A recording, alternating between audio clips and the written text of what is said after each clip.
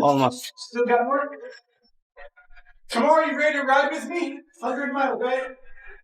Let's do it. I need just food, and that's it. I'm down for everything. Hadi. There you go. Find the night. There you go. Good, good. Good luck with that fucking Armenian psychopath. Yeah, for being Built like rich. a Greek god, Yeah. can wrestle like a fucking elite top tier wrestler, and he can strike, and he can submit you. Good luck. Look at the fucking build on this cat. That is not a guy that grew up with a billionaire dad who could just go buy a fucking Lamborghini with his credit card Bro, if he wants to. he's His dad's fun- like a billionaire. He's got tons of money, but he's a not savage. lazy at all. No, he's like he lies in the face of this like long-standing belief that we all had that if you come from a rich family, you can't be a great fighter. Yeah, dude, he's Batman. It doesn't matter if you come from the ghetto. He's gonna fuck you up. Fucking dudes like I'm from the favelas. You know, cool. I did like good luck. I watch his YouTube videos. Yeah. Shows him training and all the different stuff that he does. When he lands in LA, he goes immediately to an exotic rental car place and rents a Lamborghini and drives it to the training lab. Like Bro. it's fucking. It's not the way it's supposed to work, but he it works. pulls it off. Good. Clean squat. Press. As far as you can. Explode. Go. Ah, good. Come on, finish. Finish. One more.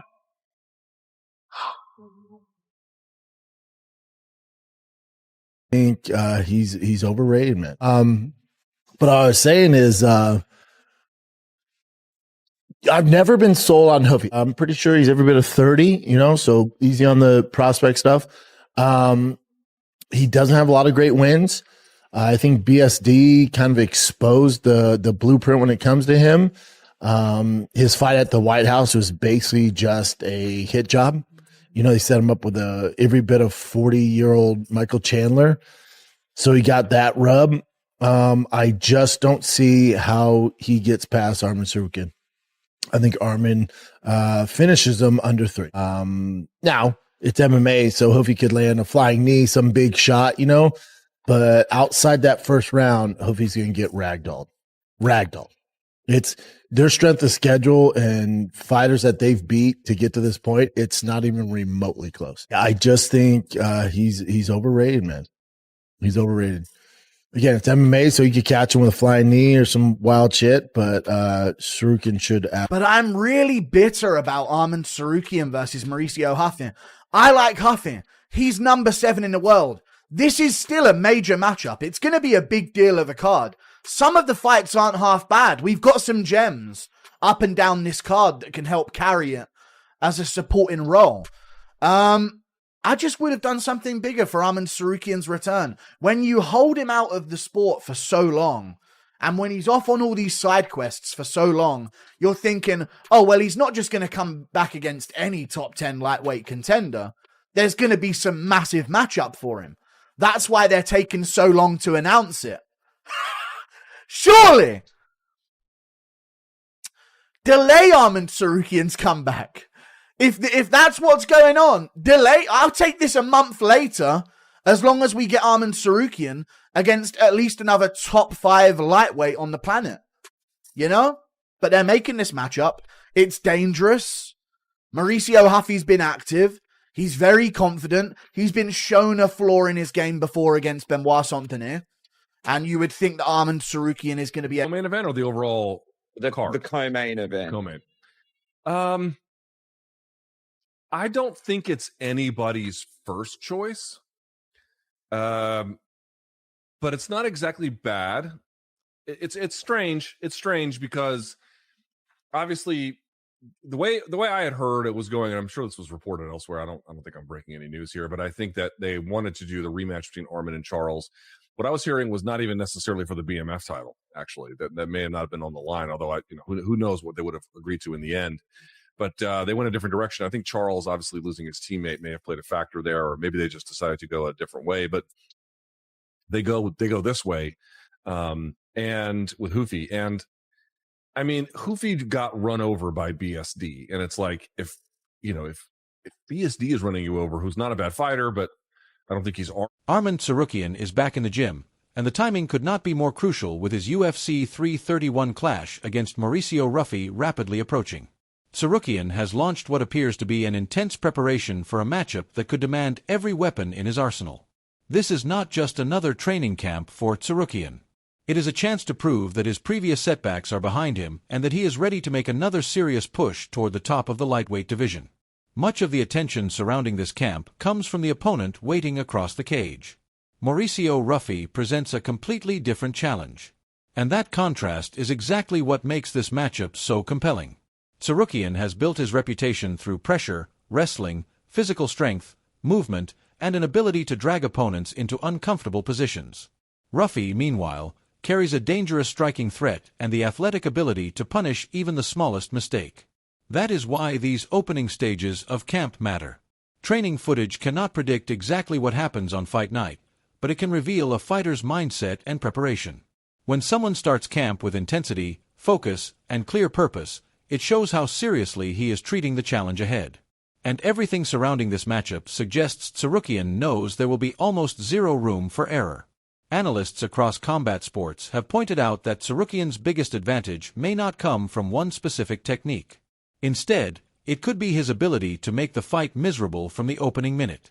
He can change levels, close distance, drive opponents toward the fence, and make them defend several threats simultaneously.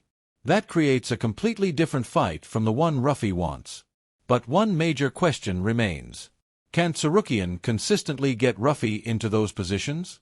Because if he cannot, this fight could become far more complicated. Ruffy's striking creates a serious tactical headache. A wrestler cannot simply march forward without considering what comes back. Every entry must be timed carefully, every level change disguised, and every second spent inside striking range gives Ruffy another chance to land clean. That means Tsarukyan's camp cannot only focus on strength or wrestling. He must prepare for the specific reactions Ruffy could bring. This is a dangerous fight with limited upside because Ruffy, although talented and fresh off that notable White House win, does not carry the same name value as Charles Oliveira. Arman Tsarukyan accepting this fight, I believe, strengthens his case more than anything. One reason it became difficult for Arman to receive the title opportunity many believe he deserved was the way his scheduled fight with Islam fell apart. But now he is saying yes to everyone and everything, in any kind of fighting situation, and that makes him the guy everyone wants to work with. Now, the challenge is not simply taking an opponent down. It is creating the right situation to make that takedown possible. And that is where Tsarukyan's experience becomes crucial. He has spent years learning how to connect different parts of his game. His wrestling can flow into ground control. His pressure can create openings for strikes. His movement can help him enter and exit exchanges without remaining directly in front of his opponent for too long. That combination is what makes his style so difficult to solve. He does not need to rely on one path when several options are available. If one approach fails, another can create the opening he needs. Against Ruffy, that adaptability could become important because the striker will be looking for chances to interrupt Tsarukyan's rhythm and force him into exchanges.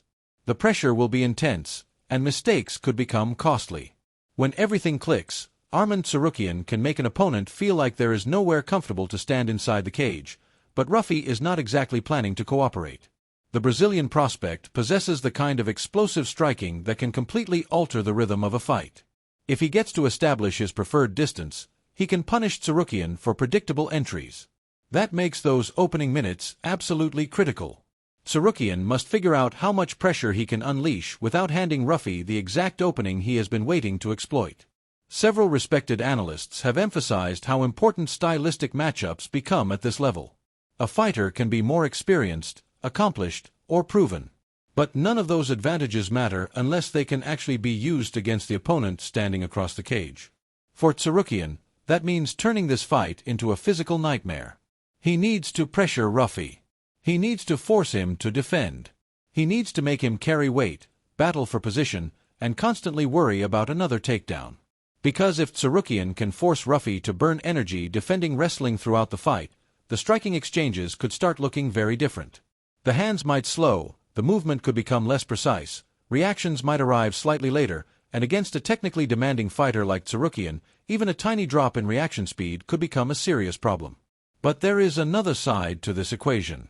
Tsarukyan cannot become so obsessed with wrestling that he forgets about the danger directly in front of him. If Ruffy manages to keep the fight standing, Tsarukyan could suddenly find himself in a completely different battle. Instead of dictating the pace through relentless wrestling pressure, he may need to make intelligent decisions in open space.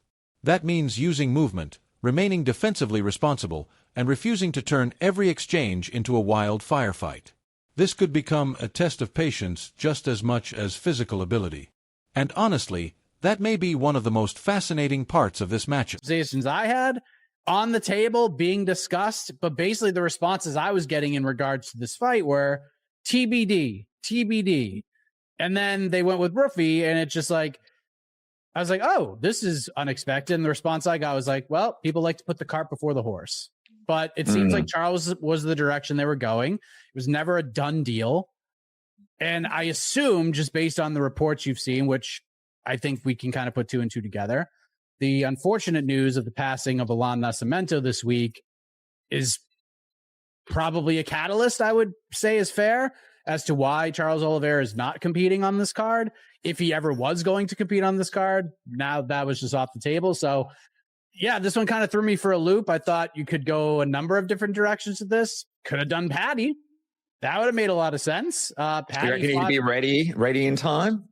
I mean, for an opportunity to fight in LA. If Tsarukyan controls the pace, he could turn this fight into a grinding, exhausting battle where Ruffy is constantly forced to defend. If Ruffy controls the pace, however, he can keep the action at range where his striking becomes even more dangerous. This battle starts before either fighter throws a punch. It starts with positioning. It starts with footwork. It starts with who gets to decide where the fight unfolds. That is likely one of the biggest priorities in Tsarukyan's camp right now.